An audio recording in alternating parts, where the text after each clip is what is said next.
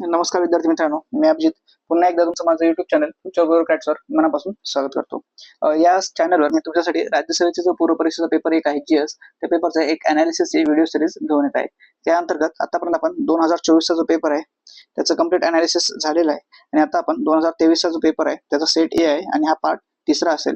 याच्या अगोदर आपण 60 प्रश्नांचा अनालिसिस केलेला आहे. तर या प्रश्नामध्ये म्हणजे या सिरीजमध्ये आपण 61 प्रश्नापासून सुरू करणार आहोत. जर तुम्ही हा व्हिडिओ डायरेक्ट बघत असाल ना तर हा पार्ट तिसरा आहे. तर याच्या अगोदर 2 पार्ट आलेले आहेत या चॅनलवर. हा चॅनलचा लोगो आहे मित्रांनो, तुम्ही बघू शकता फ्युचर ब्युरोक्रॅट्स म्हणून. तर तुम्ही युट्यूबवर हा व्हिडिओ पाहू शकता. तर आता आपण एक्स्ट्रा प्रश्नापासून अनालिसिसला सुरू करूया.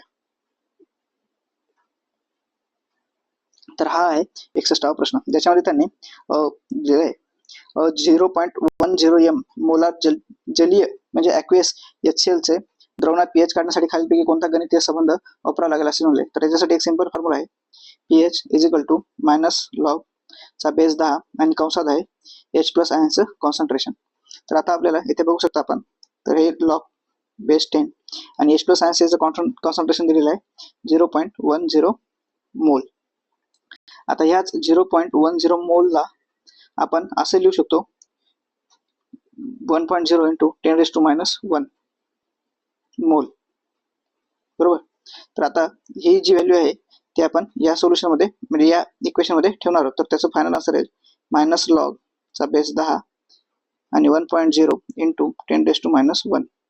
तर हे आपल्याला ऑप्शन क्रमांक 3 मध्ये पाहायला भेटेल. तर तुम्हाला बेसिक हा फॉर्म्युला माहित पाहिजे होता आणि फक्त त्याची व्हॅल्यू ठेवून त्याचं कन्व्हर्जन करायचं होतं. तर सायन्स या प्रश्नपत्रिकेत जवळपास 5 प्रश्न विचारलेत आणि ते थोडे अवघड सुद्धा आहेत. जर तुम्हाला अशा प्रश्नांची माहिती नसेल ना मित्रांनो, तर एक सिंपल गोष्ट आहे की अशा प्रश्नांना सॉल्व्ह न करता निगेटिव्ह पेनल्टी घ्यायची नाही. पण 5-5 प्रश्न जर येत असतील तर कुठे ना कुठे तुम्हाला रिस्क घ्यावीच लागेल. त्याच्यासाठी तुम्ही थोडाफार याचा अभ्यास करणं महत्त्वाचं आहे आणि ते आपण QIQs मधून करणार आहोत. पुढचा प्रश्न आहे 1.5 मोल H2SO4 च्या 10 DM द्रवणात 1.0 नॉर्मल H2SO चे द्रवण आपण कसे तयार करणार आहोत. आपल्याला एक फॉर्म्युला आहे, नॉर्मॅलिटी बरोबर मोलॅरिटी गुणिले n फॅक्टर, एक ऍसिड असेल किंवा बेस असेल. तर इथं जे आपल्याला दिले ते ऍसिड आहे. तर नॉर्मॅलिटी बरोबर मोलॅरिटी दिली आहे ते 1.5 गुणिले, आता हे जो 2 आहे ना तो n फॅक्टर हा कॉन्स्टंट आहे H2SO4 साठी, तर याची नॉर्मॅलिटी होऊन जाते 3.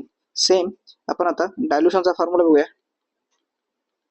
आपण नॉर्मॅलिटीच काढली आहे तर डायल्युशनचा फॉर्म्युला आहे N1V1 = N2V2. आता N1 कशासाठी आहे मित्रांनो, तो H2SO4 जे हे आहे 1.5 नॉर्मलचा आपण नॉर्मॅलिटी 3 केली होती. तर इथे त्याची व्हॅल्यू असेल 3 गुणिले व्हॉल्यूम दिलेला आहे 10 DM3.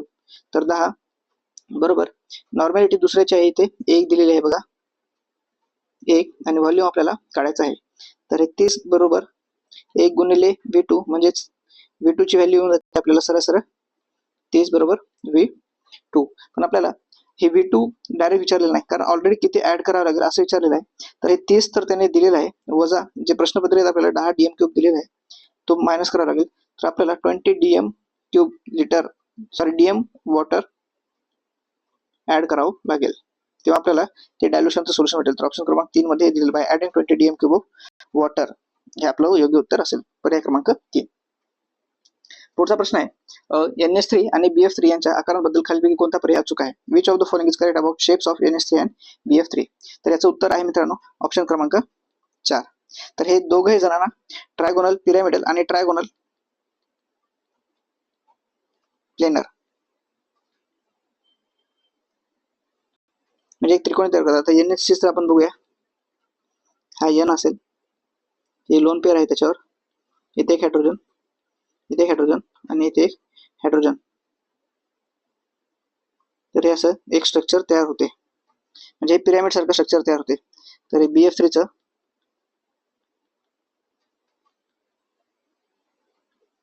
120 डिग्रीचा कोन तयार होतो. तर हे प्लेनर स्ट्रक्चर तयार होते मित्रांनो. मी पुन्हा एकदा स्ट्रक्चर काढतो.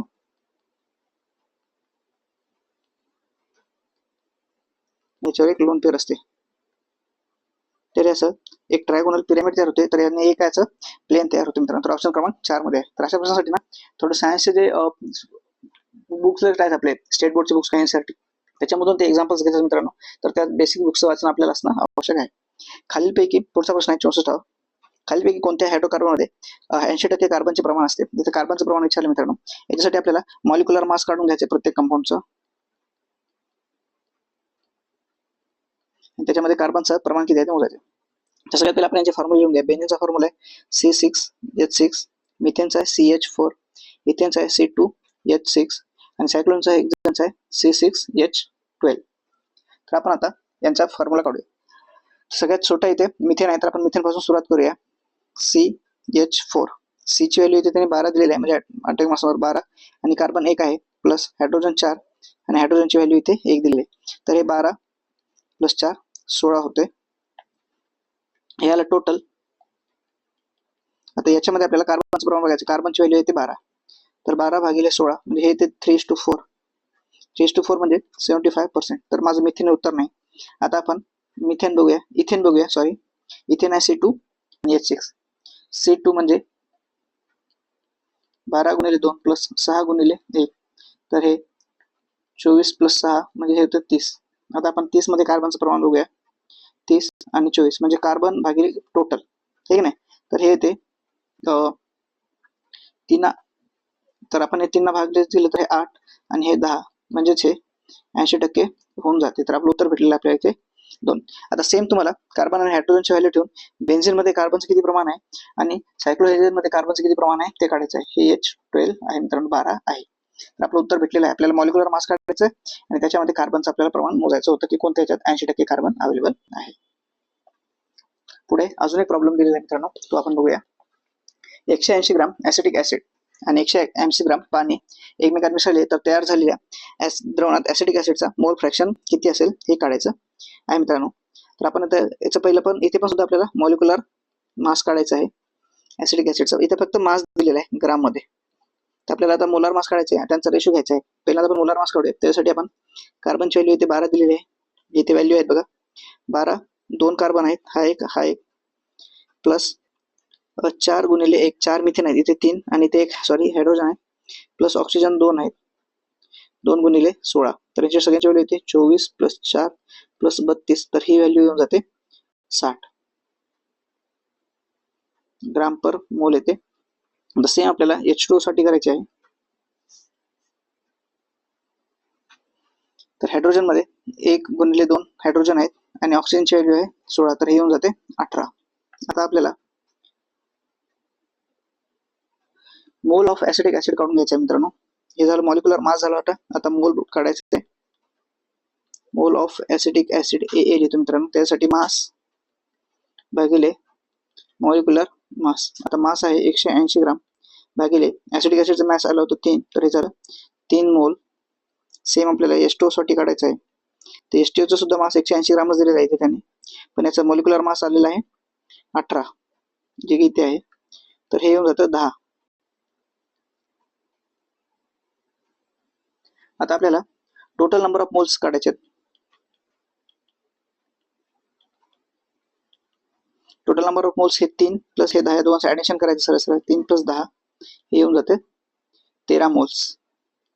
आता या 13 मध्ये आपल्याला ऍसिटिक ऍसिडचं मोल फ्रॅक्शन काढायचं आहे. तर त्यासाठी moles of acetic acid upon total moles, तर हे 3 भागिले 13, तर याचं उत्तर येते 0.23. तर ऑप्शन क्रमांक 1 हे माझं उत्तर आहे.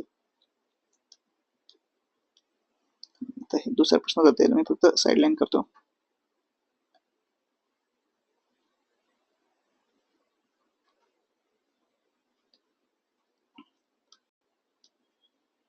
आपण पुढच्या प्रश्नाकडे जाऊया. पुढचा प्रश्न आहे, जर 1 मोल, हा प्रश्न काय ना मित्रांनो, सगळ्यात पहिले आपण मोलार मास काढलेला आहे ऍसिटिक ऍसिड आणि वॉटरचं.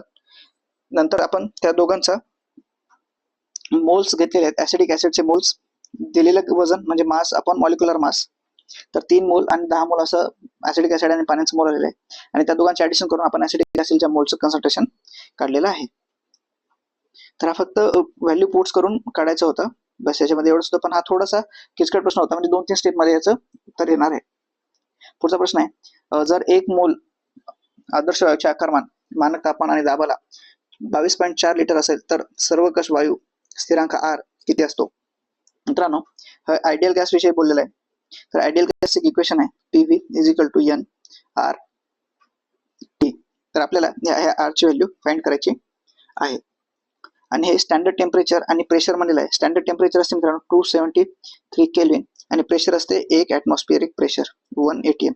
तर आता आपण व्हॅल्यू पुट करूया. प्रेशर किती आहे 1, व्हॉल्यूम त्याने दिलेला आहे 1 ATM, व्हॉल्यूम त्याने ते दिले मित्रांनो 22 लिटर, तेच 22.4 litre is equal to n आहे 1 मोल, 1 मोल इंटू आर ची व्हॅल्यू फाइंड करायची इंटू 273 केल्विन.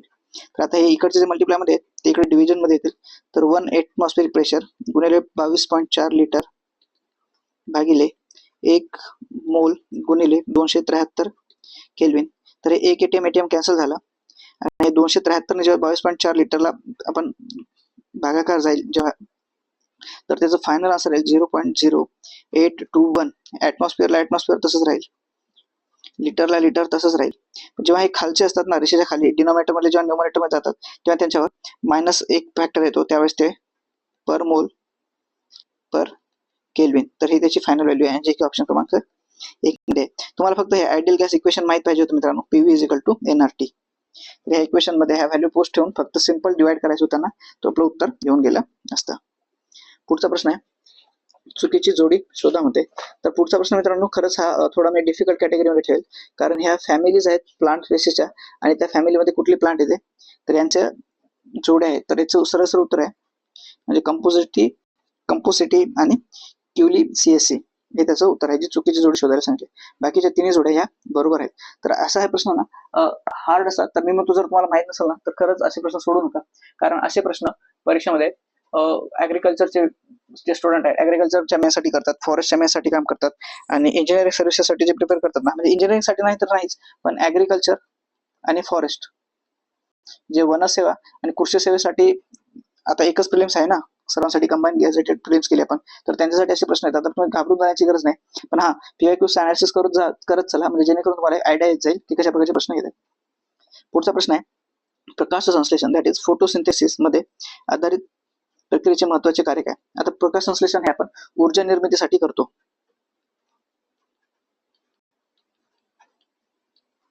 ऊर्जा निर्मिती दॅट इज एनर्जी जनरेशन. हे जर तुमच्या डोक्यात असलं असतं ना तर फक्त एकच ऑप्शन आहे जिथे ते निर्मितीची गोष्ट करते, ज्याच्यात ऊर्जा म्हणजे आपण ATPच्या स्वरूपात तयार करतो, तर ते हे ऑप्शन आहे NADPHT आणि ATP निर्माण करते. NADPH2 आणि ATPचे ते रूपांतरण करते. हा काही ठिकाणी रूपांतर होते, पण त्याचं काय म्हणलेलं आहे प्रक्रियेचे महत्वाचे कार्य विचारले त्यांनी, इम्पॉर्टंट फंक्शन काय विचारलेलं आहे, प्रिन्सिपल फंक्शन. तर उपयोग करणे रूपांतर करणे हे नाही, तर ते निर्मिती तयार करते, निर्मिती करणे ATPचे निर्माण करणे. तर याचं उत्तर आहे ऑप्शन क्रमांक 3. एन्झाईमचा अग्रलेख हा डॅडॅश हे आहेत. डॅडॅश आर प्रिकर्सर ऑफ एन्झाईम. एन्झाईमचा अग्रलेख म्हणजे काय असतील, म्हणजे कशापासून एन्झाईम बनतात, म्हणजे एखादी गोष्ट बनण्याच्या अगोदर त्याचा पूर्वभाग असतो, मग त्याच्यात काहीतरी रूपांतर होऊन ती मेन जी गोष्ट आहे ती बनते, तिचं रूपांतरण होऊन. तर याचं उत्तर आहे मित्रांनो A झायमोजेन्स. यांनाच आपण प्रो एन्झाईम्स. आता या नावाचं प्रो म्हणजे जे की पुढे जाऊन एन्झाईम तयार करणार, जे की पहिले म्हणजे एन्झाईमच्या पहिले जे येतात त्यांचा रोल असतो. जसं की आपल्याकडे आपण प्रोटो हिस्ट्री म्हणतो, प्रोटो हिस्ट्री म्हणजे इतिहासाच्या पहिलं काय असेल तर प्रोटो हिस्ट्री असेल, तसं एन्झाईमच्या पहिलं काय असेल तर प्रो एन्झाईम्स असतील, बरोबर. आणि हे झायमोझाईन आहेत त्यांचं दुसरं नाव आहे प्रो एन्झाईम्स. झायमोजेन्सचं दुसरं नाव आहे प्रो एन्झाईम्स. त्याचं उत्तर आहे 1. आता पण हे रायबोझोम, RNA, प्रोटीन हे आपण सायन्सच्या प्रिपरेशन मध्ये किंवा अभ्यास करताना ह्या गोष्टी वाचलेल्या आहेत, पण याच्यात कुठे वापस नाही की ते प्रिकर्सर आहेत एन्झाईम्स. आपण एवढंच बघितलं की एन्झाईम्स हे प्रोटीन पासून बनलेले असतात. प्रोटीन्स किंवा त्यालाच आपण अमिनो ऍसिड, अमिनो आम्लापासून एन्झाईम्स किंवा प्रोटीन बनलेले असतात. एक स्टेटमेंट आपण करतो म्हणता all enzymes are protein but all proteins are not enzyme. मी इथे स्टेटमेंट लिहितो, all enzymes are protein but all proteins are not enzymes. म्हणजे सगळे एन्झाईम्स हे प्रथिनांपासून बनलेले असतात, पण सगळे प्रथिन हे काही एन्झाईम्स किंवा विकरे नसतात. हे असं या स्टेटमेंटला म्हणायचं. हे स्टेटमेंट तुम्ही परीक्षेसाठी लक्षात ठेवा. तर हे रायबोझोम, तर यांना आपण प्रोटीन फॅक्टरी म्हणतो, जिथे प्रोटीन्स तयार होते. RNA हे जेनेटिक मटेरियल आहे. आणि प्रोटीन हे एक अमिनो ऍसिड पासून बनलेले चेन आहे. अमिनो ऍसिडची एक चेन असते त्याला प्रोटीन म्हणतो. तर झायमोजेन्स किंवा त्यालाच आपण पूर्व एन्झाइम्स होतो हे प्रिकर्सर आहे. तर हे वाक्य लक्षात ठेवा. पुढचा प्रश्न आहे, खालीलपैकी कोणती विधाने बरोबर आहेत असं म्हणलेलं आहे. तर हा 23चा प्रश्न आहे मित्रांनो, आणि 2024 ला सुद्धा सेम अशाच थीमचा एक प्रश्न आलेला आहे. Enzymes are organic catalyst that accelerate the biochemical reaction. म्हणजे विकर हे सेंद्रिय उत्प्रेरक आहेत जे नैसर्गिक अभिक्रियांना गती देतात. तर हे बरोबर आहे मित्रांनो. विकर हे प्रथिनांपासून बनलेले असतात. मी 2 मिनिटाखालीच म्हणले एन्झाइम्स आर प्रोटीन किंवा अमिनो ऍसिड्स हे प्रथिनापासून बनलेले असतात. हे बरोबर आहे. विकरांची क्रिया तापमानावर अवलंबून नसते मित्रांनो, हे ऍक्च्युअली तापमानावर अवलंबून असते. जर तुम्ही टेम्परेचर वाढवलं तर यांची जी ऍक्टिव्हिटी आहे ती सुद्धा वाढते. आणि अमायलेज हे विकरक स्टार्चवर कार्य करते. तर हे सुद्धा बरोबर मित्रांनो. तर माझं उत्तर आहे अ, ब, ड. क असल्यामुळे मी हा ऑप्शन एलिमेंट केला. आणि एबीसीडी मध्ये सुद्धा क येतो, A B C D all the above मध्ये, त्याच्यामुळे हे ऑप्शन केला. आणि माझं उत्तर आहे अ, ब आणि ड. तुम्हाला एक स्क्रीनशॉट द्वारे एक प्रश्न दाखवतो जो 2024च्या परीक्षेमध्ये आला होता. हा प्रश्न मित्रांनो तो बघू शकता तुम्ही, इथे मी पुढे घेतलेला आहे स्क्रीनच्या आपल्या. हा जो प्रश्न आहे हा 2024 ला आलेला प्रश्न आहे. तर सेम कसा एन्झाइम्सची थीम्स रिपीट झालेली आहे बघा. रासायनिक अभिक्रियांचा दर हा अभिक्रियकारकांच्या संहतीच्या प्रमाणात बदलतो. म्हणजे इंग्लिशमध्ये it is proportional to the concentration of reactant. तर हे बरोबर आहे. जेवढा जास्त रिएक्टंट असेल तेवढं जास्त वेग असेल. हे बघा, सुरुवातीला 10 किलो होता तर त्याचा वेग जास्त होता. नंतर 6 किलो झाला, वेग थोडा कमी होईल. 4 किलो झाला, कमी होईल. 1 किलो झाला, कमी होईल. डिक्रीजेस ऑन इन, हे बघा एक मिनिट थांबवतो मी ते. हा, decreases on increasing the concentration of reactant. नाही मित्रांनो, decreases on decreasing the concentration of reactant. जसं जसं अभिक्रियकारकांचं कॉन्सन्ट्रेशन म्हणजे त्यांचं वस्तुमान कमी कमी होत जाईल तसं तसं रिएक्शनचा रेट हा सुद्धा कमी कमी होत जाईल. नंतर म्हणले increasing on increasing the temperature. हा, हे वाक्य बरोबर आहे. जसं जसं तापमान वाढेल तसं तसं रेट वाढत जाईल. मी 2 मिनिटं खाली सांगितलं होतं तुम्हाला. आणि डिक्रीजेस ऑन इन्क्रीजिंग टेम्परेचर नाही मित्रांनो, हे दोन स्टेटमेंट एकमेकांना अपोजिट आहेत आणि हे दोन स्टेटमेंट एकमेकांना अपोजिट आहेत. तर या दोन्हीपैकी कुठलं तरी बरोबर. एक तर माझं उत्तर ए आणि सी असावं किंवा बी किंवा डी असावं. तर ओनली बी ओनली हे डी हे तर असं नाही. आता एसी आहे आणि एडी आहे, पण आपण 2023 पेपर अनालिसिस केला असता तर आपल्याला ही गोष्ट कळाली असते की तापमानाच्या वाढली की ती गोष्ट वाढत जाते. इथे पण देताना त्यांनी चुकीचंच दिलेलं आहे. तर याच्यामुळे अनालिसिस करणं किती महत्त्वाचं बघा. एका परीक्षेचे प्रश्न दुसऱ्या एक्झाम मध्ये जसं तसे रिपीट होतात स्टेटमेंट, तर आपण तिथे एलिमेंट करून उत्तर काढू शकतो. याचं उत्तर होते इथे ए आणि सी. तर आता मी स्क्रीनशॉट इथून हटवतो. आपण प्रश्नासोबत बघितलेला आहे कशा प्रकारचे प्रश्न रिपीट होतात.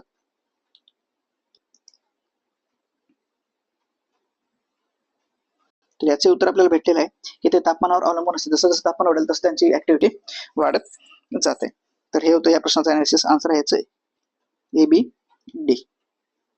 पुढचा प्रश्न आहे, खालीपैकी कोणते विधान अनुच्छेद 164 मध्ये समाविष्ट नाही असं म्हणलेलं आहे मित्रांनो. तर याचं उत्तर म्हणजे हा प्रश्न सरळ सरळ त्यांनी राज्याचं जे मंत्रिमंडळ असते त्याच्यामधून हा प्रश्न विचारलेला आहे. तर याचं उत्तर आहे ऑप्शन क्रमांक 2. काय म्हणते स्टेटमेंट, मंत्रिमंडळ राज्याच्या विधानसभेला एकत्रितपणे जबाबदार असणार नाही. आपण सगळ्यांनी वाचताना असलेलं आहे की मंत्रिमंडळ हे एकत्रितपणे जबाबदार असते. आपण जेव्हा वाक्य म्हणतो ना सिम्पली, मंत्रिमंडळ हे एका नावेप्रमाणे काम आहे. ते सोबत तरंगते किंवा सोबत डुबते सुद्धा. म्हणजे council of minister is like a boat, it swim and sink together. म्हणजे ते एकसाथ तारतरी होतात किंवा एकसाथ डुबून जातात. म्हणजे ते विधानसभेला एकत्रितपणे जबाबदार असतात आणि वैयक्तिकरित्या ते राज्यपालाला जबाबदार असतात. आता बाकीचे स्टेटमेंट काय आहेत, मुख्यमंत्र्यांची नियुक्ती राज्यपालाद्वारे केली जाते. हे बरोबर आहे. इतर मंत्र्यांची नियुक्ती राज्यपाल मुख्यमंत्र्यांच्या सल्ल्यानुसार करतील. हे सुद्धा वाक्य बरोबर आहे. आणि जो मंत्री कोणत्याही सलग 6 महिने कालावधीसाठी राज्य विधिमंडळाचा सदस्य नसेल तो व्यक्ती त्या कालावधी समाप्तीनंतर मात्र मंत्री राहणार नाही. म्हणजे हे सुद्धा बरोबर आहे. आणि वाक्याला म्हणायचं आहे की मॅक्झिमम एखादा माणूस कुठल्याही सभागृहाचा सदस्य नसताना सुद्धा 6 महिन्यासाठी मिनिस्टर होऊ शकतो. म्हणजे तुम्ही मी जर आपण वयाची 25 वर्ष पूर्ण केली असेल तर विधानसभेवर आणि 30 वर्ष पूर्ण केली असेल तर विधान परिषदेवर मॅक्सिमम 6 महिने जाऊ शकतो. निवडणूक न लढवता, म्हणजे कुठल्याही सभागृहाचा सदस्य न बनता आपण 6 महिन्यासाठी मंत्री होऊ शकतो. लक्षात येते. पण लोकसभेसाठी 25 वर्ष, राज्यसभेसाठी 30 वर्ष, सेम तसंच विधान परिषदेसाठी 30 वर्ष आणि विधानसभेसाठी 25 वर्ष ही वयोमर्यादा पार करणं आवश्यक आहे त्यासाठी. तर प्रश्न वाचताना विचारायचं कोणती गोष्ट समाविष्ट आहे समाविष्ट नाही हे सुद्धा व्यवस्थित वाढायचं आणि ऑप्शन सुद्धा व्यवस्थित वाढायचं. याचं उत्तर क्रमांक आहे 2. पुढे जाऊया. व्यक्तीचे, या प्रश्नामध्ये मी तुम्हाला अजून एक माहिती सांगतो मित्रांनो. म्हणजे 91वी घटना दुरुस्ती झाली होती. 91वी घटना दुरुस्ती 2003 मध्ये. तिच्यानुसार आपण मिनिमम मिनिस्टर आणि मॅक्सिमम मिनिस्टर ची संख्या किती असेल हे ठरवलेलं आहे. ते पण राज्यामध्ये मिनिमम मंत्री हे 12 असतील. या 12चं विभाजन 1 सीएम आणि 11 मंत्री म्हणजे सीएम प्लस दुसरे मिनिस्टर. म्हणजे कमीत कमी ही अट आहे मित्रांनो, कमीत कमी 12 मंत्री असलेच पाहिजे. त्याच्यामध्ये एक मुख्यमंत्री आणि बाकी इतर मंत्री. आणि मॅक्सिमम 15% कशाच्या, तर विधानसभेच्या एकूण जागाच्या 15%. 15% विधानसभेच्या एकूण जागेच्या. तर ही लिमिट 91 घटना 2003 ने घालून देण्यात आलेली आहे. पुढचा प्रश्न आहे, भारतीय व्यक्तीचे नागरिकत्व संपुष्टात येते जर कोणत्या परिस्थितीमध्ये त्याचं नागरिकत्व संपुष्टात येते? एखाद्या व्यक्तीने स्वच्छेने अन्य देशाचे नागरिकत्व स्वीकारले तर? यस, बरोबर आहे. व्यक्तीस नोंदणीद्वारे नागरिकत्व मिळाल्यावर 5 वर्षाच्या आत त्यास 18 महिन्याच्या कारावास झाला असेल तर? ठीक आहे. पुढचा प्रश्न बघूया आपण. म्हणजे पुढचं स्टेटमेंट वाचूया. फसवणूक किंवा गैरप्रकार करून नागरिकत्व मिळवलेले आहे असे भारत सरकारचे समाधान झाले तर? आणि पुढचा आहे, व्यक्तीने भारतीय राज्यघटनेशी अनिश्चितता दाखवली असेल तर?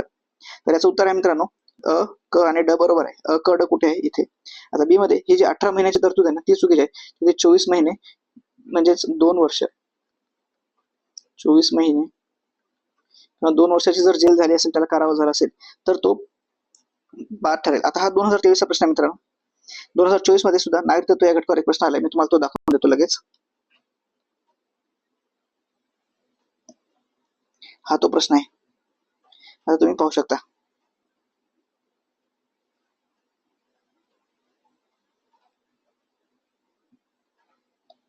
आता हा 2024 चा प्रश्न आहे. काय म्हणेल त्याने? नागरिकत्वाविषयी योग्य विधाने ओळखा. भारतामध्ये एक नागरिकत्व पद्धत आहे. भारतीय नागरिकत्व कायदा 1985 साली संमत करण्यात आलेला आहे. हे सुद्धा अगदी बरोबर आहे. आणि भारतीय राज्यघटनेच्या भाग 4 मध्ये नागरिकत्वाची तरतूद आहे. पण ऍक्च्युअल मध्ये आपल्यालाही माहित आहे की भाग 2 मध्ये नागरिकत्वाची तरतूद करण्यात आलेली आहे की भाग 4 मध्ये नाही. त्याच्यामुळे हे वाक्य चुकीचं आहे आणि ए व बी माझं उत्तर ठरते. बरोबर. आता भाग 2 मध्ये नागरिकत्व आहे. आर्टिकल 5 ते 11 मध्ये नागरिकत्वाविषयी वेगवेगळे कलम दिलेले आहेत. आता नागरिकत्व भेटण्याचे आणि नागरिकत्व जाण्याचे आपण प्रकार बघूया. नागरिकत्व 5 प्रकारे भेटते आपल्याला. कसे कोणत्या प्रकारे भेटते? ऍक्विजिशन म्हणजे नागरिकत्व भेटणे. एक आहे जन्मदात्याद्वारे, दॅट इज बर्थ. दुसरा आहे डिसेंट म्हणजे वंशदत्ताद्वारे. तिसरा आहे रजिस्ट्रेशन, नोंदणी करून. कन्सुलेटकडे तुम्ही नोंदणी करू शकता, त्याच्याकडून नॅचरलायझेशन म्हणजे स्वीकृतीद्वारे. आणि 5वा आहे इनकॉर्पोरेशन ऑफ टेरिटरी. म्हणजे एखादा भूभाग जर भारत सरकारने ताब्यात घेतला तर तिथल्या कुठल्या व्यक्ती भारताचे नागरिक असतील आणि कुठल्या व्यक्ती भारताचे नागरिक नसतील हे भारत सरकार ठरवते. तर अशा 5 पद्धतीने भेटते. जाते 3 पद्धतीने. एक रिनन्सिएशन म्हणजे त्याग करणे, म्हणजे दुसऱ्या देशाचं त्याने जर स्वेच्छेने नागरिकत्व घेतलं असेल, जे इथलं पहिलं स्टेटमेंट आहे, स्वेच्छेने नागरिकत्व घेतलं असेल आणि भारतीय नागरिकत्वाचा त्याग केला असेल तर त्याचं नागरिकत्व जाते. दुसरं आहे टर्मिनेशन म्हणजे त्याचं नागरिकत्व संपुष्टात येणे. जर त्याने फसवणूक, गैरप्रकार वगैरे असे माहिती देऊन नागरिकत्व भेटत असेल तर त्याचं नागरिकत्व भारत सरकारचं समाधान झालं तर संपुष्टात येते. आणि तिसरं आहे डिप्रिव्हेशन म्हणजे काढून घेणे. जर त्याने भारतीय राज्यघटनेशी अनिष्टता वगैरे असे दाखवले असेल तर भारत सरकार त्याचं नागरिकत्व काढून घेते. तर 3 प्रकारे जाते आणि 5 प्रकारे आपल्याला नागरिकत्व भेटते. हे सुद्धा आपण बघितलेलं आहे. तर आता मी स्क्रीनशॉट हटवतो 2024 चा प्रश्न. तर बघा 2023 मध्ये आलेल्या नागरिकत्वाची थीम 2024 मध्ये कशी रिपीट झालेली आहे. आता आपण पुढचा प्रश्न बघूया. इथे देश आणि कोणत्या देशाकडून कोणती तरतूद घेतलेली आहे असा प्रश्न विचारलेला आहे. तर याचं उत्तर जे आहे मित्रांनो ऑल द अबो, सर्व बरोबर आहे. हा एक म्हणजे फॅक्च्युअल प्रश्न आहे. याच्या अगोदर अशा प्रकारचे प्रश्न बऱ्याच वेळेस विचारलेले आहेत. आता काय म्हणते ते, अमेरिकेकडून आपण उपराष्ट्रपती हे पद घेतले. कॅनडाकडून केंद्र सरकार साठी युनियन ही संज्ञा घेतलेली आहे. दक्षिण आफ्रिकेकडून आपण राज्यसभेसाठी निवडणूक पद्धत घेतली आहे. आणि आयर्लंडकडून राष्ट्रपतीकडून राज्यसभेत विशिष्ट क्षेत्रातील कामगिरी केलेल्या व्यक्तींसाठी नामनिर्देशन म्हणजे आपण जे राज्यसभेवर 12 सदस्य नामनिर्देशन करतो ही पद्धत आपण आयर्लंड या देशाकडून घेतलेली आहे. तर तुम्हाला एम लक्ष्मीकांत मध्ये चार्ट आहे.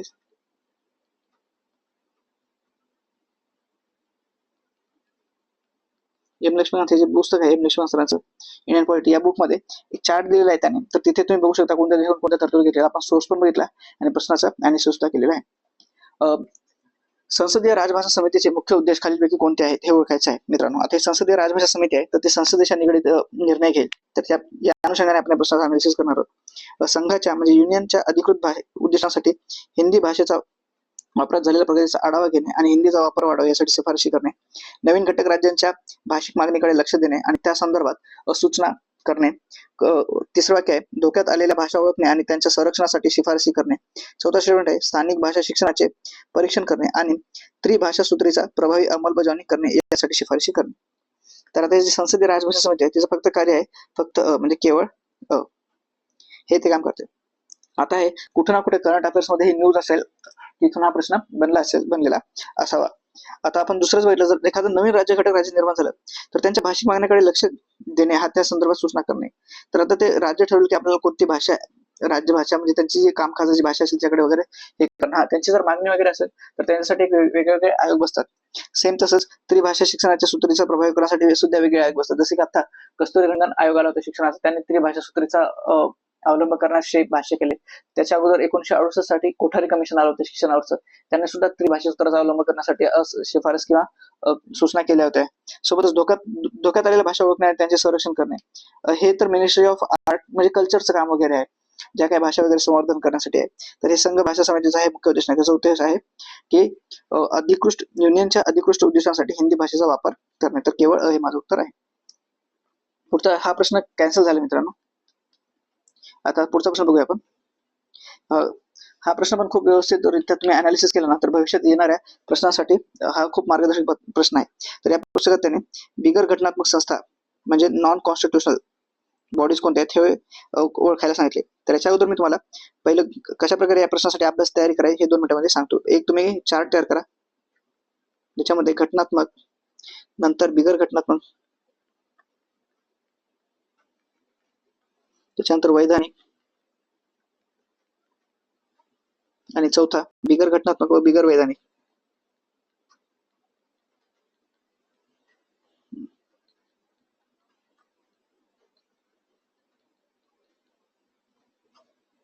अशा ह्या बॉडीज तुम्ही तुमच्याकडे असल्या पाहिजे. आता घटनात्मक बॉडी कोणती आहे UPSC state public service commission त्याच्यानंतर कॅग आहे इलेक्शन कमिशन ऑफ इंडिया आहे अटॉर्नी जनरल ऑफ इंडिया आहे ॲडव्होकेट जनरल ऑफ स्टेट असतात त्याच्यानंतर फायनान्स कमिशन आहे त्याच्यानंतर schedule caste schedule tribe OBC हे जे कमिशन आहे ते घटनात्मक झाले. आता बिगर घटनात्मक म्हणजेच जी घटनेमध्ये नाहीत पण कायद्याने बनली जसे की सेबी घेऊ शकतो आपण सेबी त्याच्यानंतर SBI साठीचा ऍक्ट केला होता त्याच्यानंतर RBIचा ऍक्ट आहे त्याच्यानंतर नाबार्ड आहे त्याच्यानंतर कायद्याने येणारे आपलं central information commission central vigilance commission त्याच्यानंतर national human right commission national commission for women and children हे की नाही. आता बिगर घटनात्मक त्याच्यासाठी आपले नीती आयोग आहे त्याच्यानंतर प्लॅनिंग कमिशन होतं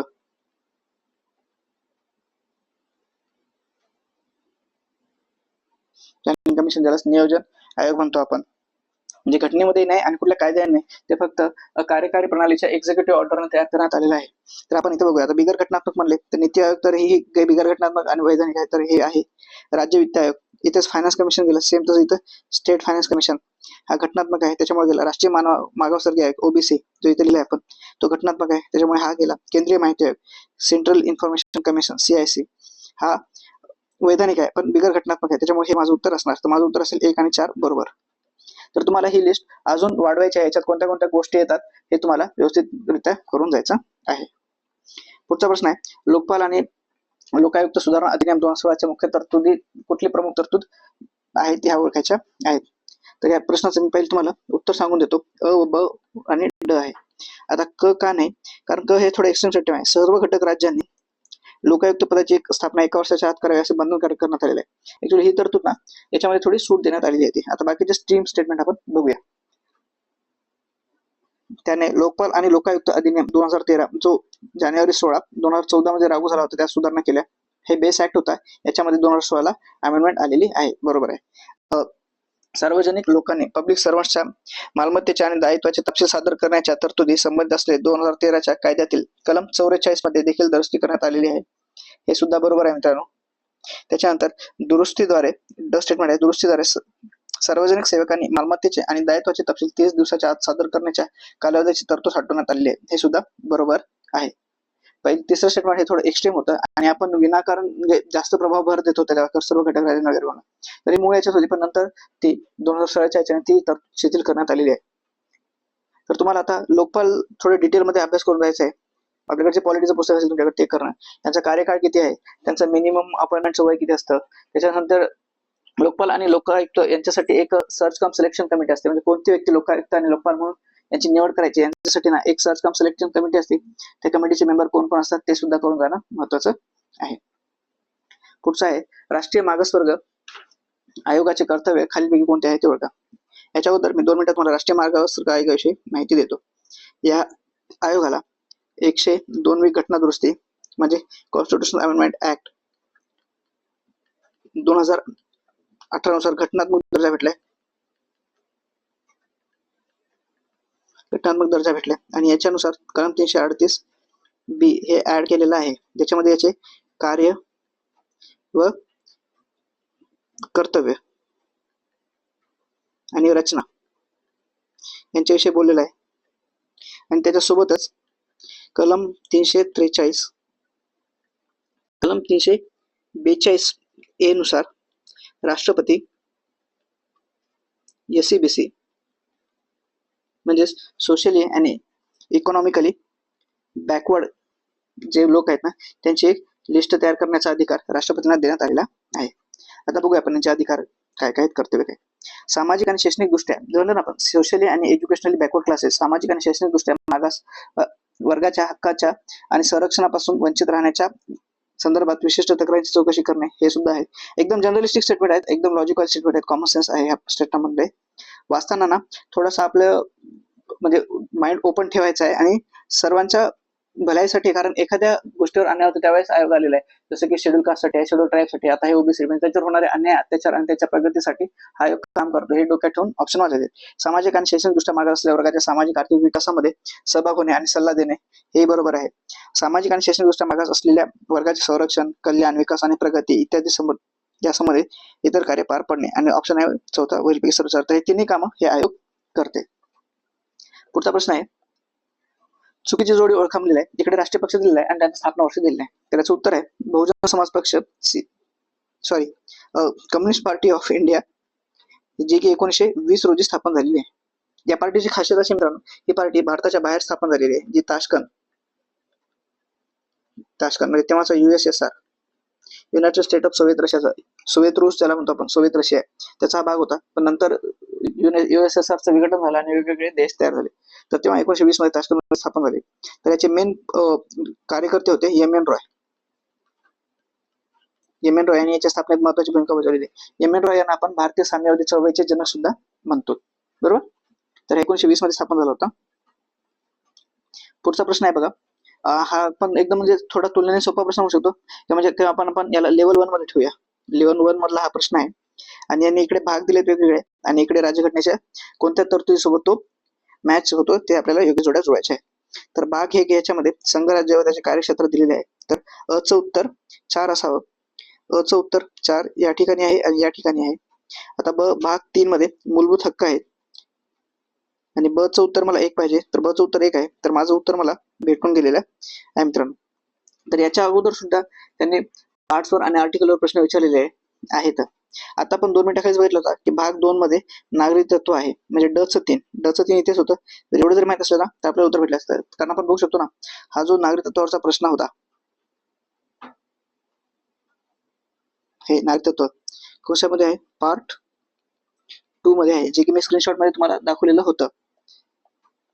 दुसरा एक सेम तशाच प्रकारे हा प्रश्न सुद्धा इझिली सॉल्व्ह झाला जातो, म्हणून याला लेवल 1 मध्ये ठेवलेला आहे. आणि उरलेला जो आहे भाग 9 याच्यामध्ये आपण पंचायत राजचा समावेश केलेला आहे. तर तुम्हाला आता दुसऱ्या घटनेतले भाग, महत्वाच्या घटना दुरुस्त्या, महत्वाचे कलम जे आहेत घटनेमधले आणि महत्वाच्या अनुसूचीमधले वेगवेगळ्या तरतुदी आहेत ना त्या पाठ करणं म्हणजे माहिती असणं आवश्यक आहे. पुढचा प्रश्न आहे 5व्या अनुसूचीमधील अनुसूचित क्षेत्रे आणि अनुसूचित जनजाती यांच्या प्रशासनासंबंधित राज्यघटनेच्या तरतुदी काय करून बदलू शकतात. एक, राज्यपाल बदलू शकतात. दुसरं, राष्ट्रपती बदलू शकतात. तिसरं, विशिष्ट बहुमताने घटना दुरुस्ती करून बदलू शकते. आणि चौथा ऑप्शन आहे सामान्य कायदा करून बदलू शकते. तर याचं उत्तर आहे सामान्य कायदा करून संसद हे बदलू शकते. तर 5व्या अनुसूचीमध्ये एकूण 10 राज्य आहेत. 10 राज्यांचा समावेश.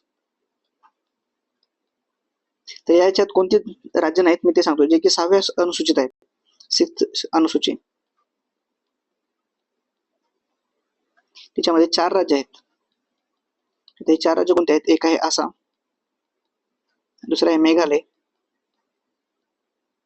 तिसरा आहे त्रिपुरा आणि चौथा आहे मिझोराम.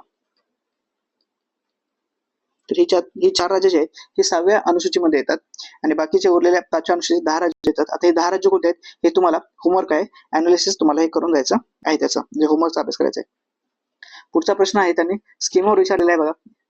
दरवर्षी 1 ते 2 प्रश्न हे स्कीमवर विचारतात. यावेळेस त्यांनी स्वामित्व या स्कीमवर विचारलेलं आहे. या योजनेचे उद्दिष्ट कोणते आहेत हे. जर या योजनेचे उद्दिष्ट जर या योजनेचा जर तुम्हाला फुल फॉर्म जर माहित असला ना तर तुम्ही या योजनेचे उद्दिष्ट सांगू शकला असता. तर मी तर फुल फॉर्म लिहितो. Survey of village area, village and mapping with improvised technology in village area. म्हणजे याचं जर इनिशियल घेतलं असतं त्यापासून स्वामित्वाचा फुल फॉर्म केला होता तर हे इथं विलेज बद्दल बोलतंय. तर आपण बघूया आता. आणि ह्याच योजनेअंतर्गत गावांचा नकाशे तयार करणार आधुनिक साहित्य वापरून, जसं की सॅटेलाइट म्हणा किंवा ड्रोन वगैरे वापरून, याच्यातून आपले जे शेतीचे वादविवाद आहेत ते सुटले जातील. दुसऱ्या जे काही जमिनीचे वादविवाद असतात गावामध्ये ते सुद्धा सोडण्यासाठी मदत होते. सोबतच जमिनीचं निश्चिती करून आपण त्यांच्यावर कर वगैरे सुद्धा फिक्स करू शकतो. तर हा या योजनेचे उद्दिष्ट होते. तर त्याच्याबद्दल आपण खालील गोष्टी वाचूया. ग्रामस्थांना त्यांच्या मालमत्तेचा वापर कर्ज घेण्यासाठी करून आर्थिक स्थिती सुधारणे सुनिश्चित करणे हे आहे. आता इथे बघा शहरी नियोजन मध्ये आणि याच्या फुल फॉर्म मध्ये ते विलेज बद्दलच बोलतोय. तर शहरी नियोजनाबद्दल कुठे अचूक नोंद नाही, त्याच्यामुळे ब ऑप्शन मी एलिमिनेट करणार. ब गेल्यामुळं माझा ऑप्शन हा गेला. ABCD वरील सर्व म्हणजे ABCD बी असल्यामुळे माझा हा पण ऑप्शन गेला. आता अ कड आणि म्हणजे तर माझं हे बरोबर असणारच आहे. आता क काय, मालमत्तेशी संबंधित वादविवाद कमी करणे, हे मी 2 मिनिटाखाली तुम्हाला म्हणलेलं आहे. आणि मालमत्ता कर निश्चित करणे हे सुद्धा आहे. तर याचं उत्तर आहे अ क आणि ड. हे जे स्वामित्व स्कीम आहे मित्रांनो ती मिनिस्ट्री ऑफ पंचायत राज मंत्रालयाकडून कोण घेण्यात आलेली आहे. आणि ही जी स्कीम आहे ना ती 24 एप्रिल 2020 रोजी लागू केल्यात होती. आणि 24 एप्रिल हा जो दिन आहे ना तो राष्ट्रीय पंचायत राज दिन आहे.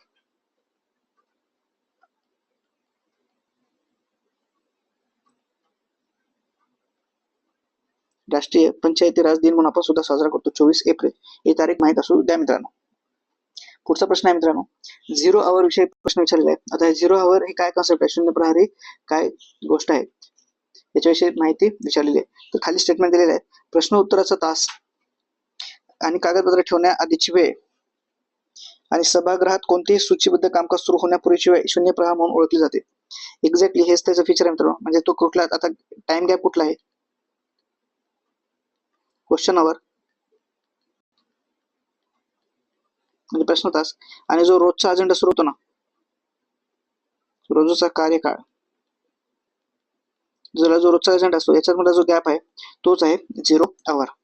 कारण तो 0 आवर आहे, त्यासाठी कुठलाही स्पेसिफिक आवर ठेवलेला नाही, 0 आवर आहे. जसाही तो प्रश्नोत्तराचा तास संपला की 0 आवर म्हणजे शून्य प्रहर सुरू होतो. बरोबर. दुसरं स्टेटमेंट आहे शून्य प्रहार दरम्यान मुद्दे मांडण्यासाठी सदस्य रोज सकाळी 8 ते 9:30 या वेळेस सभा सुनावतात. शून्य प्रहाराची खासियत आहे मित्रांनो हे एक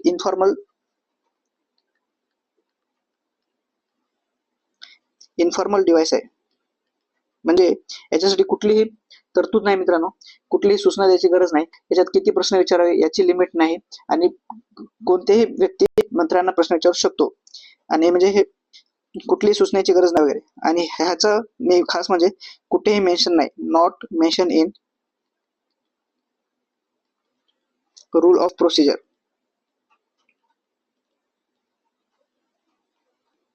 जी कार्यपद्धतीची जी बुक असते लोकसभेची त्या कार्यपुस्तकामध्ये याचा कुठलाही उल्लेख नाही. हे भारतीयांनी तयार केले म्हणजे इंडियन इनोव्हेशन आहे.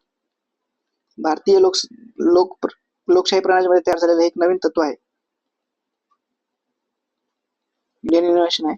1962 पासून याचा वापर आपण करतो. आता पुढच्या स्टेटमेंट वाचूया. शून्य प्रहर दरम्यान मुद्दे मांडण्यासाठी सदस्य रोज सकाळी 8 ते 8:30 सभागृहांना सूचना देतात. कुठल्याही सूचनेची गरज नाही म्हणलेलं आहे मित्रांनो, त्याच्यामुळे ब गेलं. ब असल्यामुळे हे ऑप्शन गेलं, हा ऑप्शन गेला आणि हा सुद्धा ऑप्शन गेला. माझं उत्तर आलेलं आहे आणि आपण इलिमिनेट करून केले. पुढच्या 2 स्टेटमेंट वाचण्याची सुद्धा आपल्याला गरज पडलेली नाही मित्रांनो. हे आहे इलिमिनेशन मेथडचा बेनिफिट. तरी पुढचं स्टेटमेंट काय, सध्या 0 तासादरम्यान प्राधान्यक्रमानुसार रोज 30च प्रकरण मुद्दे मांडण्याची परवानगी आहे. नाही मित्रांनो, मी 2 मिनिटाखाली सांगितलं तुम्ही किती प्रश्न विचारू शकता, किती मुद्दे मांडू शकता. पुढचं स्टेटमेंट आहे, 0 तासाबाबत नियमित कोणतीही तरतूद नसल्याने, बरोबर आहे, मी आता सांगितलं इन्फॉर्मल डिव्हाइस आहे, कुठलीही तरतूद नाही, कोणत्याही दिवशी कितीही प्रकारे प्रश्न मांडता येते, यावर कमाल मर्यादा म्हणजे मॅक्सिमम लिमिट कुठलीही नाही, तुम्ही कितीही प्रश्न विचारू शकता. तर हे होतं 0 आवर. पुढचं आहे, केंद्र व राज्य शासन यांच्यातील कायदेविषयक परस्पर संबंधाबाबत खालीलपैकी कोणते विधान बरोबर आहे असं ओळखायला सांगितलं.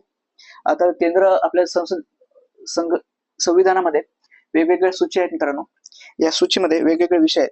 तर कोणते विषय कोणत्या सूचीमध्ये येतात याच्याविषयी आपल्याला थोडीफार माहिती असणं महत्वाचे आहे. जे जे काही महत्वाचे मुद्दे आहेत ते माहीत असणं गरजेचं आहे. तर आता इथे बघा, शेत जमीन व्यतिरिक्त इतर मालमत्तेचे हस्तांतरण हा समावर्ती सूचीमध्ये समाविष्ट आहे. बरोबर आहे मित्रांनो. शेती योग्य जमीन सोडून इतर प्रकारच्या संपत्तीवरील कर हा संघ सूचीमध्ये समाविष्ट आहे, हेही बरोबर आहे. करवणूक कर हा समवर्ती सूचीमध्ये आहे. करवणूक कर हा राज्य सूचीमध्ये आहे मित्रांनो. ज्याला आपण मनोरंजन कर किंवा एंटरटेनमेंट टॅक्स सुद्धा म्हणतो, तो राज्य सूचीमध्ये आहे. आणि पुरातन वस्तू संग्रहालय हा विशेष राज्य सूचीमध्ये समाविष्ट आहे, हे सुद्धा बरोबर आहे. त्याचं उत्तर आहे अ, ब आणि ड. क हे माझं चुकीचं उत्तर आहे. जे एंटरटेनमेंट आहे ना ते स्टेट लिस्ट मध्ये आहे. तर तुम्हाला हे एम लक्ष्मण सरांचं जे बुक आहे त्याच्या शेवटी वेगवेगळ्या सूची आणि वेगवेगळ्या सूचीमध्ये वेगवेगळे सब्जेक्ट वेगवेगळ्या एंट्री मध्ये दिलेले आहेत. म्हणजे स्टेट लिस्ट म्हणजे एक राज्य सूचीमध्ये एंट्री नंबर 5 वर कोणता घटक आहे, एंट्री नंबर 15 वर कोणता घटक आहे, हे तुम्हाला असं वाचून घ्यायचं आहे. सेम तसंच तुम्हाला राज्य सूची आणि समवर्ती सूची बद्दल सुद्धा करायचं. एकदा नजर टाकून काय मित्रांनो, परीक्षेला जाण्याच्या अगोदर कदाचित जर जोड्या लावायला प्रश्न आला, यावेळेस त्यांनी मल्टी स्टेटमेंट मध्ये विचारलाय, पुढच्या वेळेस ते कदाचित जोड्या लावले येतील, इकडे देखील राज्य सूची पुढे देखील सब्जेक्ट, तर अशा प्रकारे सुद्धा प्रश्न बनू शकतात.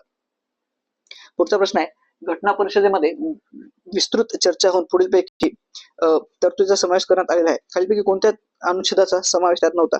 म्हणजे असं म्हणायचं आहे त्यांना की मूळ घटनेमध्ये कोणती तरतूद होती, म्हणजे दुसरं वाक्य असं झालं की मूळ घटनेत अशी कुठली गोष्ट नव्हती किंवा जी नंतर ऍड झालेली आहे कुठल्या तरी घटना दुरुस्तीने, ती आपल्याला इथे शोधायची आहे. तर आपल्याला माहित आहे मूलभूत कर्तव्य हे मूळ घटनेमध्ये नव्हते. जी 42वी घटना दुरुस्ती 1976 नुसार ऍड झाली, याच्यासाठी ना सरकारने सरदार स्वर्णसिंह समिती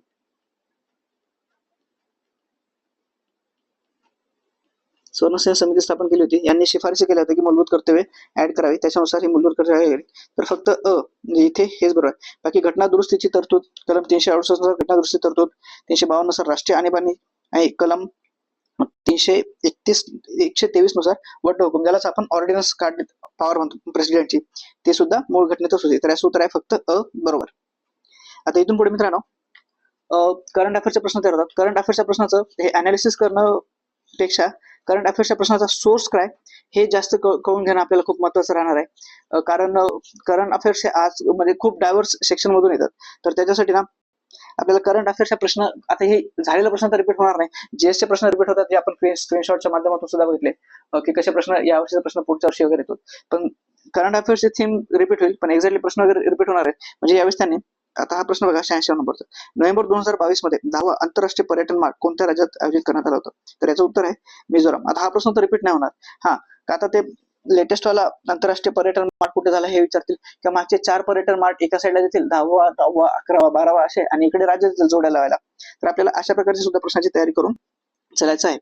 पुढचं विधान आहे, हे त्यावेळेस करंट मध्ये होतं की महाराष्ट्राचे राज्यपाल म्हणून बैस यांची नियुक्ती झाली होती. तर त्याच्यावर हे विधान म्हणजे हा प्रश्न बेस आहे. रमेश बैस यांनी महाराष्ट्राचे राज्यपाल म्हणून नियुक्ती झालेली आहे, बरोबर आहे. ते त्रिपुराचे राज्यपाल होते यापूर्वी, हे बरोबर आहे. आणि ते मूळचे छत्तीसगडचे होते, हे बरोबर आहे. तर वरील 3 स्टेटमेंट बरोबर आहे. तर ही मोठी न्यूज आहे ना, एखाद्या राज्याचा राज्यपाल वगैरे अपॉइंट केला जातो. आणि खास करून जर तुम्ही महाराष्ट्राच्या लोकसभेचं तयारी करताय तर तुम्हाला महाराष्ट्राचे राज्यपाल, महाराष्ट्राचे महाधिवक्ता कोण आहेत, महाराष्ट्राच्या लोकसेवा आयोगाचे चेअरमन सुद्धा कोण आहेत, कारण आता लेटेस्टली आपण काही नवीन सदस्यांची नियुक्ती महाराष्ट्र लोकसेवा आयोगाचे सदस्य म्हणून नियुक्त केलेला आहे. 1-2-3 दिवसाखालचीच घटना आहे मित्रांनो. तर अशा प्रकारच्या प्रश्नाचं अनालिसिस करणं सुद्धा तुमच्यासाठी महत्वाचं बनून जाते. आणि हा एक सिंपल स्टेटमेंट होता, हा क्विक न्यूज मध्ये होता प्रश्न. पुढचा प्रश्न आहे, संयुक्त राष्ट्राच्या पोषण वर्धन मोहिमे संदर्भात खाली विधानांचा विचार तपासा. तर या मोहिमेच्या समन्वयकपदी अशफाक खान यांची नेमणूक करण्यात आलेली आहे. या मोहिमेच्या समन्वयपदी अँटनी ब्लिंकन यांची नेमणूक करण्यात. आता हे बघा मित्रांनो, एखादी समन्वय समिती वगैरे असते, तिचा हेड कोणतरी एकच असतो. दोन माणसाचा हेड होऊ शकत नाही. एक तर माझं अ बरोबर असतं किंवा माझं ब बरोबर असतं, दोन्ही बरोबर असणार आहे. अ व ब जिथं असतील ते माझं उत्तर नसणार आहे, म्हणजे ते मी ऑप्शन इलिमिनेट करेल. तर अ व ब कुठे आहे? इथे आहे, त्याच्यामुळे हे गेलं, आणि अ व ब इथे असल्यामुळे हे गेलं. आता उरलं काय? कड आणि अकड. तर इथे कड आहे आणि इथे कड आहे, तर माझं क आणि ड तर हे 100 शुअर शॉट बरोबर असणार 100%. तर आता अ आणि ब मध्ये कुठल्या बरोबर असेल?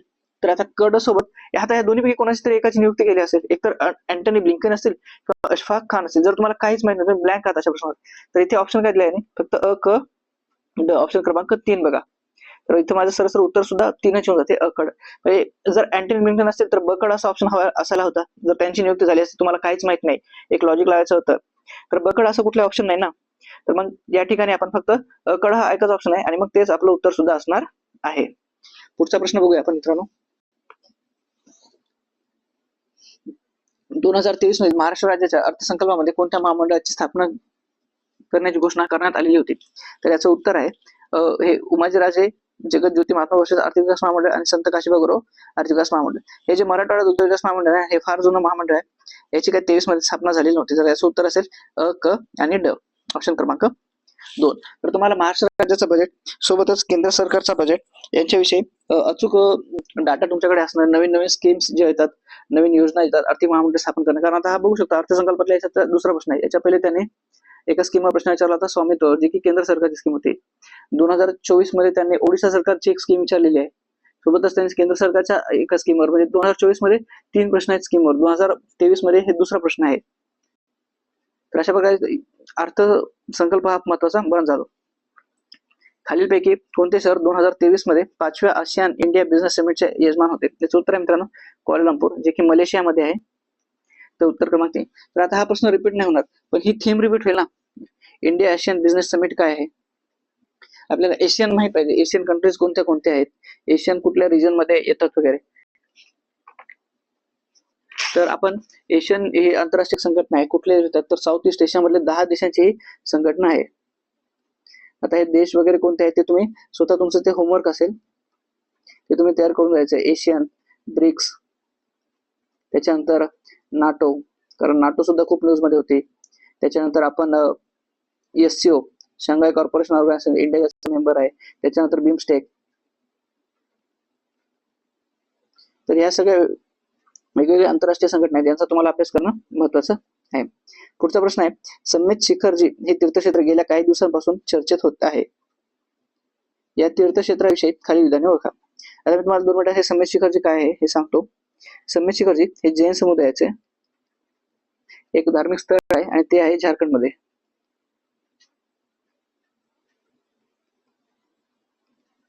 ऍक्च्युली झालं असं होतं की झारखंड सरकारने या समेत शिखरला ऍज अ टुरिस्ट स्पॉट, म्हणजे काय म्हणतो आपण त्याला, पर्यटन स्थळ म्हणून विकास करण्याचा त्यांनी एक प्रस्ताव मांडला होता. आणि सोबतच तिथल्या आदिवासी लोकांना सुद्धा काही अधिकार देण्यात आले होते की तिथे काम करण्यासाठी किंवा त्यांच्या वापरासाठी वगैरे. तर जैन धर्मीय लोकांचं असं म्हणणं होतं की जर तुम्ही हे असं करसाल, त्याला पर्यटन स्थळ विकास करतात, तर ते जे तीर्थस्थळ आहे, तसं जे पावित्र्य आहे ते कमी होत जातील. लोक तिथे कचरा करणं किंवा प्रदूषण वगैरे करणं, त्याच्यामुळे त्या तीर्थस्थळाचा अपमान होईल. त्याच्यामुळे जैन समुदायाने आंदोलन केलं होतं. तर आपल्याला हे कोणते हे जैन समुदायाचं आहे आणि दुसरं आहे झारखंडचं. पुढचं स्टेटमेंट बघूया. स्टेटमेंट अ मध्ये हे जैन समाज तीर्थक्षेत्र आहे. आताच बघितलं आपण मित्रांनो, हे जैन समाज तीर्थक्षेत्र आहे. आणि ब हे तीर्थक्षेत्र झारखंड राज्यातील गिरदी येथे आहे, हे सुद्धा बरोबर आहे. तिसरं स्टेटमेंट आहे, हे राजस्थान मधील अरवली पर्वत रांगेत आहे. तर हे चूक आहे मित्रांनो, आणि हे हिंदू धर्मियांचे तीर्थक्षेत्र आहे, हे पण सुद्धा चूक आहे. तर माझं फक्त उत्तर आहे अ व ब बरोबर. आता राजस्थान मध्ये सुद्धा दिलवाडा जैन मंदिर, दिलवाडा जैन मंदिर हे सुद्धा आहेत, आणि हे अरवली पर्वत रांगेमध्येच आहेत आणि राजस्थानमध्ये. तर तुम्हाला हे माहित असायला हवं. तर उद्या प्रश्न आला की राजस्थानमध्ये कुठले जैन, म्हणजे जैन ठिकाणी जे फेमस आहेत ते आहेत दिलवाडा जैन मंदिर. तसं कर्नाटकामधलं ते श्रावण बेळगाव आहे. आणि गोमटेश्वराची जी मूर्ती आहे ना, बाहुबलीची, खूप उंच मूर्ती आहे, जे महामस्तभिषेक झाला होता 3-4 वर्षाखाली श्रवण बेळगोळेला, बाहुबलीची मूर्ती आहे ती कर्नाटकामध्ये. पुढचा स्टेटमेंट आहे, तुर्की या देशातील भूकंपग्रस्तांना मदतीसाठी भारत सरकारने कोणते मिशन राबवले? त्याचं उत्तर आहे सरळ सिंकल वन लाईनर आहे, ऑपरेशन. आता हा प्रश्न इथे वन लाईनर विचारला मित्रांनो. 2024 मध्ये त्याने मॅच द पेअरला प्रश्न विचारलाय, तो दाखवतो मी तुम्हाला. हा 2023 चा प्रश्न आहे, हा प्रश्न आहे, तो बघू शकता तुम्ही.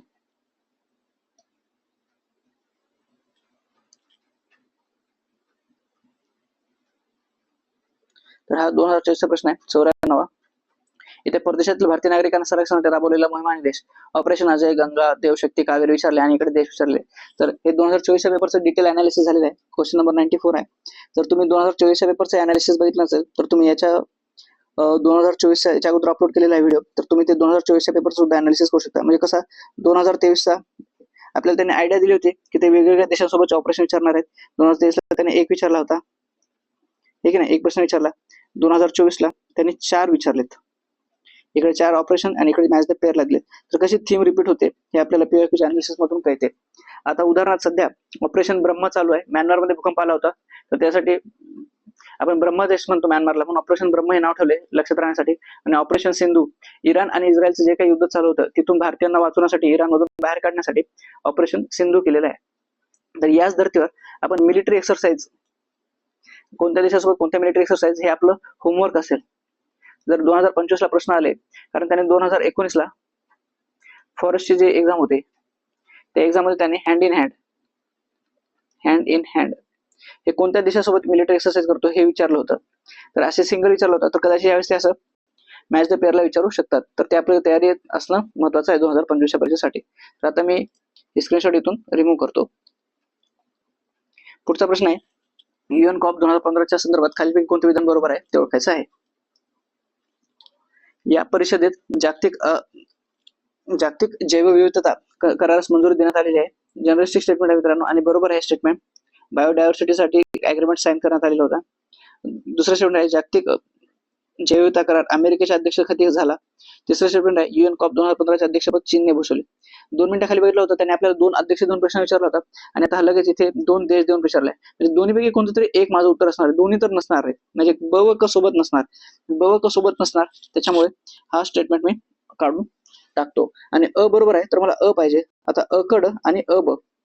आता ब बरोबर आहे का क बरोबर आहे हे आपण 2 मिनिटांनी ठरवूया. त्यासाठी आपण डी वाचूया. म्हणजे आपण कसं डाटा माहित नाही आपल्याला कोणता देश आहे किंवा थोडंफार कन्फ्युज होते, त्यावेळेस आपण तिथल्या तिथं ऑप्शन वापरून उत्तरापर्यंत पोहोचायचं आपल्याला. धोक्यात आलेल्या प्रजातींच्या संरक्षणासाठी हवामान बदलाचे दुष्परिणाम घटवण्यासाठी प्रयत्न करण्याची गरज या करारामध्ये पडते. आता सरळ आहे बायोडायव्हर्सिटी जैवविविधतेचं आपल्याला संरक्षण करायचं, तर आपल्याला हवामान बदल, पर्यावरण, प्रदूषण यांच्याविषयी आपण अग्रीमेंट करतो इन्व्हायरमेंट. हे स्टेटमेंट एकदम सिंपल आहे आणि बरोबर आहे. तर मला डी उत्तरात असणं गरजेचं आहे. डी इथे आहे आणि डी इथे आहे. पण आपण बघितले की माझं ब किंवा क पैकी कोणतं एक बरोबर असेल आणि अ सुद्धा बरोबर होतो. जैवविविधतेचा करार तर अ क ड हेच माझं उत्तर आहे. म्हणजे या जी UN कॉप होती अध्यक्षपद चीननेच भूषवलेलं आहे, अमेरिकेनं नाही. कशा प्रकारे आपल्याला दिलेले स्टेटमेंट उत्तरापर्यंत पोहोचण्यासाठी मदत करतात. फक्त आपल्याला प्रेझेन्स ऑफ माइंडनेस ठेवायचा आहे. फक्त पॅनिक सिच्युएशन मध्ये घाबरून जायचं नाही मित्रांनो. म्हणजे साध्या चुका टाळायच्या आहेत आपल्याला. पुढचा प्रश्न आहे खालीपैकी कोणती नवीन दिल्ली येथे IBA महिला जागतिक बॉक्सिंग चॅम्पियनशिप 2023 उद्घाटन केलेलं आहे. याचं सरळ उत्तर होतं श्री अनुराग सिंग ठाकूर.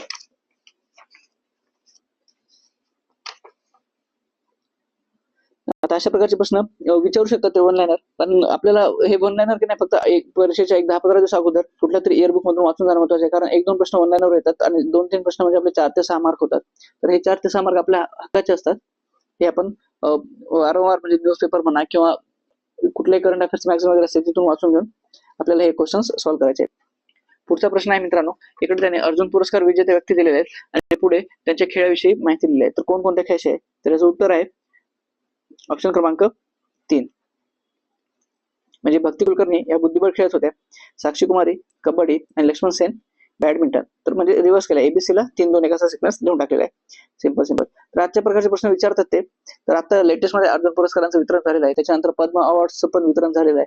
त्याच्यानंतर खेलरत्न पुरस्कार, त्याच्यानंतर जे काही विविध इंटरनॅशनल लेवलवर जातात जसे काही नोबल, ऑस्कर, तर अशा पुरस्कारांचा सुद्धा तुम्हाला व्यवस्थितरित्या अभ्यास करून जायचा आहे. पुढचा प्रश्न आहे मार्च 2023 मध्ये सरकारने पेन्शन फंड नियामक आणि विकास प्राधिकरण, ज्याला आपण PFRDA, pension fund regulatory and development authority जी आहे तिच्या अध्यक्ष म्हणून कोणाची निवड केली तर याचं उत्तर आहे दीपक मोहंती. तर सिंपल ते अध्यक्ष कोण झाले किंवा चेअरमन कोण आहेत तर असे विचारतात. त्यासाठी तुम्हाला सेबीचे अध्यक्ष कोण आहेत, त्याच्यानंतर RBI किंवा UPSC चेअरमन, त्याच्यानंतर कॅग कोण आहे किंवा फायनान्स सेक्रेटरी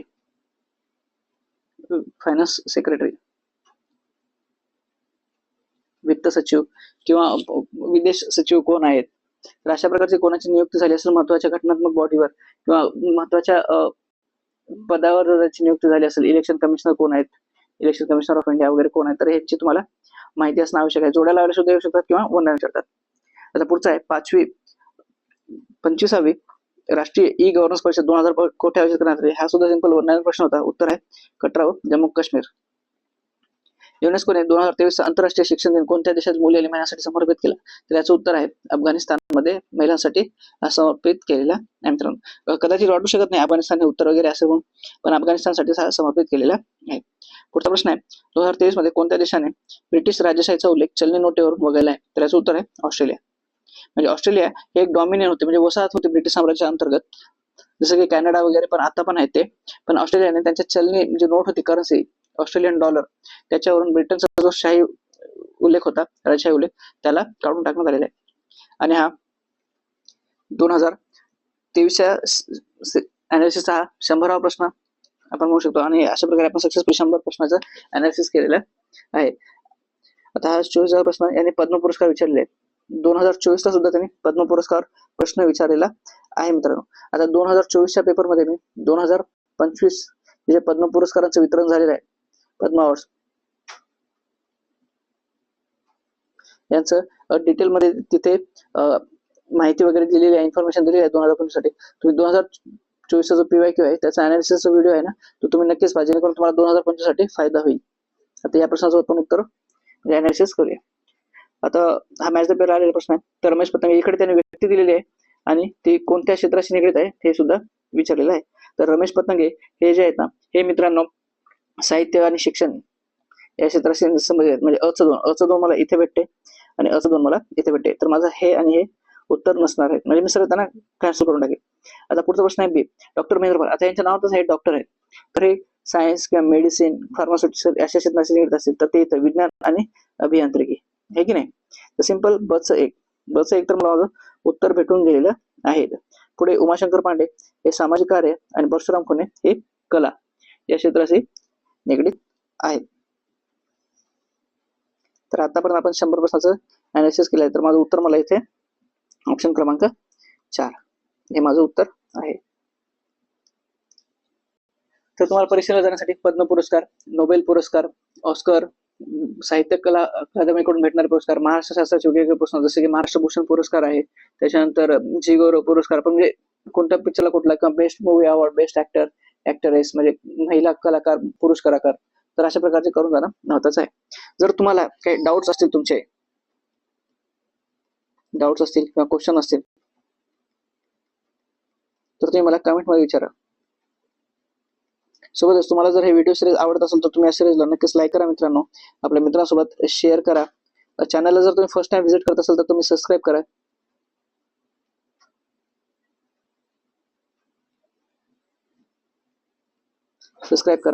आणि तुम्हाला तुमचा रिव्ह्यू सुद्धा तुम्ही मला कमेंट मध्येच देसाल. जर तुम्हाला कुठलेही डाऊट वगैरे वाटत असेल या विषयी, सोबतच तुम्हाला जर प्रिपेअर वगैरे करायचं असेल तुमचा सब्जेक्ट वाईज किंवा थीम वाईज, तर तुम्ही मला नक्कीच कमेंट मध्ये सांगा. तर या ठिकाणी मी सिरीज थांबवतो आणि पुढे 2022च्या पेपरची आपण ही सिरीज घेऊन येणार आहोत या चॅनलवर. जर तुमचे कुठलेही डाऊट्स असतील, तुम्हाला कुठलेही क्वेरीज वगैरे असतील, प्रिपरेशन कसं करावं, सब्जेक्टला कसं अप्रोच ठेवावं, किंवा जीएसचे प्रिपरेशन प्रिलिम्स साठी कसं अप्रोच करावं, कारण 2025 नंतर आता प्रिलिम्स हे ऑब्जेक्टिव्ह आहे आणि जी मेन्स आहे ती सब्जेक्टिव्ह आहे. सब्जेक्टिव्ह म्हणजेच डिस्क्रिप्टिव्ह, लिखित स्वरूपात मेन्स आहे. तर आता एकच अप्रोच ठेवून चालणार नाही प्रिलिम साठी. आणि प्रिलिम साठी पण आपण ऍग्रिकल्चर, फॉरेस्ट, इंजिनिअरिंग आणि सोबतच सिव्हिल सर्व्हिस, जिला आपण नागरी सेवा म्हणतो, या सगळ्यांसाठी प्री कंबाईन झालेली आहे मित्रांनो. तर त्याच्यासाठी आपल्याला एक वेगळा अप्रोच ठेवावा लागतील, कारण सायन्स आणि ऍग्रिकल्चर ना, त्याच्यामुळे सायन्सचे जे क्वेश्चन आहेत यांचं थोडंसं काठिण्य पातळी आहे ना, ती थोडी वाढलेली आहे. तर त्याचा कसा अप्रोच असावा, कशा प्रकारे त्यांना आपण सॉल्व्ह करू शकतो, हे सुद्धा आपण म्हणजे डिस्कस करत जाऊ जसे जसे क्वेश्चन वगैरे यायचे. पण तुमचे जर काय स्वतःचे तुमच्या काय अडचण वगैरे असतील, म्हणजे प्रिपरेशनच्या संबंधित, जीएसच्या संबंधित, तर तुम्ही मला नक्कीच कमेंट करा. जर हे सेशन तुम्हाला आवडलं असेल तर लाईक करा मित्रांनो, आपल्या मित्रांसोबत शेअर करा. आणि जर फर्स्ट टाइम तुम्ही व्हिजिट करत असाल तर या चॅनलला सबस्क्राईब करायला विसरू नका. धन्यवाद. थँक्यू.